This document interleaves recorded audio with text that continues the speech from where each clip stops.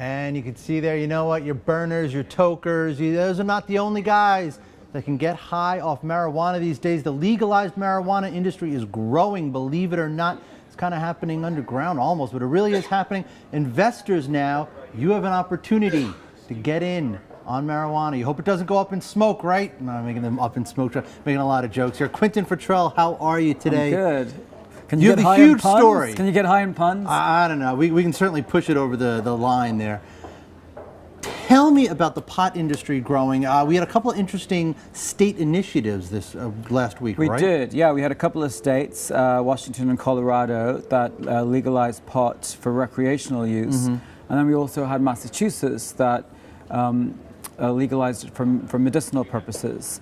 So that means that at the moment there are 18 U.S. states plus the D.C. right. with a legalized pot for medicinal use. It's not still not legal at a federal level. Right. So there's sort of a gray area. Yeah. And I think the fact that those two ballot initiatives about the recreational use of marijuana really took a lot of people, not by storm, but it caught people's attention. Because it always had to be with the condition that it was for medical uses. Right. Now that it's for recreational uses, it seemed very European to me. European. Yeah. In some ways, it signals a kind of sea change, right? Absolutely, I think it does. I think it suggests that there is some kind of, I mean, you keep hearing and watching the news, some kind of tectonic shift going on in America in terms of social policy and how young people and whatnot. So I think this is probably part of that. And if there are 18 states at the moment, in 5 years' time, there might be another 18. Right.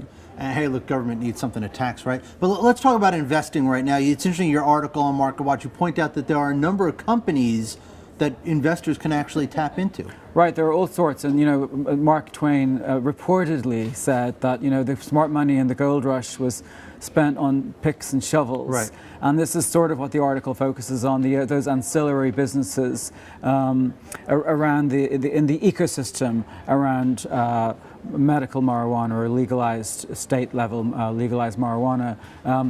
There are companies like that make these dispensing units for drugs where you can go as a patient and put your fingerprint in and then you can get your drugs dispensed, and they say they could be... some of the names there, we pulled a little chart for you. Right. So that's... pill, cannabis science... Right, so the one I'm talking about is MedBox. Yeah. They say it could also be used in prisons or in 24-hour drugstores as well, these specialized medical dispensaries. And you have Steepill that you just saw there, which they specialize in quality control of different marijuana products. There's also medical marijuana. They have lots of different ways to ingest it. If you don't like to smoke it, some people think it's more socially acceptable to, you could have it like through ice cream. Put it in a brownie. Brownie, well really, chocolate truffles, ice cream, soda pop.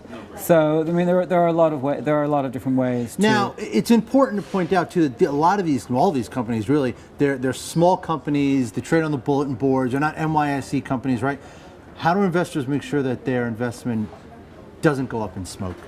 Well, that's the... Yeah, I made it. Well, yeah. How do you know that time? Right. How do you know in any stock that you invest in particular? This, I mean, they are like over-the-counter stocks.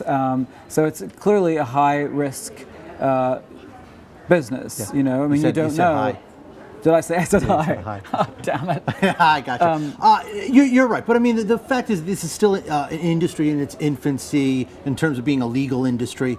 So, right. How I mean, does there are that, about 3,000 dispensaries out there for medical marijuana in those states that allow it, and all the time. Some are being shut down, and some are closing down because they fear there's like the federal arm over their shoulder. So, but why I picked these particular businesses is for that reason, because, like I said, that one drug dispensary could be used for other purposes. There are hydroponics companies for indoor cultivation of plants. So that's not just marijuana as well. It could be used for lots of different types of indoor agriculture.